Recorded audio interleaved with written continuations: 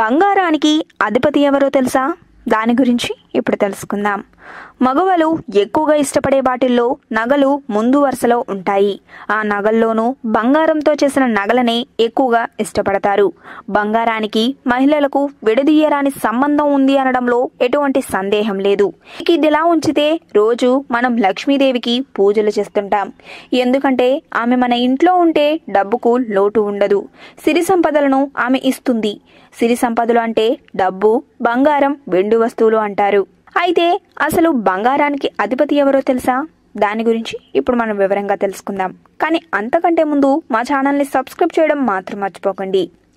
డబ్బు, ఇతర వస్తువులు సంగతి పక్కన ఉంచితే బంగారాన్ని మాత్రం లక్ష్మీదేవి ఇవ్వదు.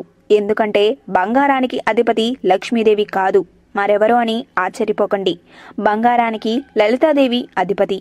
లలిత సహస్రనామాల్లో శ్రీమన్గరం అనే పేరు వినిపిస్తుంది. దేవశిల్పి మయుడు మేరు పర్వతంపై లలితాదేవి కోసం బంగారంతో నగరాన్ని నిర్మించాడట. లలితాదేవిని పూజిస్తే స్వర్ణమయ సంపదలను ఇస్తుందని పురాణాలు చెప్తున్నాయి. కాబట్టి ఇంట్లో బంగారం సమృద్ధిగా ఉండాలి అంటే లలితాదేవిని తప్పకుండా పూజించాలి. బంగారానికి అధిపతి ఎవరో తెలుసుకున్నారు కదా. ఈ వీడియో కనుక మీకు నచ్చినట్టయితే లైక్ చేయండి, షేర్ చేయండి. మరిన్ని లేటెస్ట్ అప్డేట్స్ కోసం మా ఛానల్ ని సబ్స్క్రైబ్ చేయండి.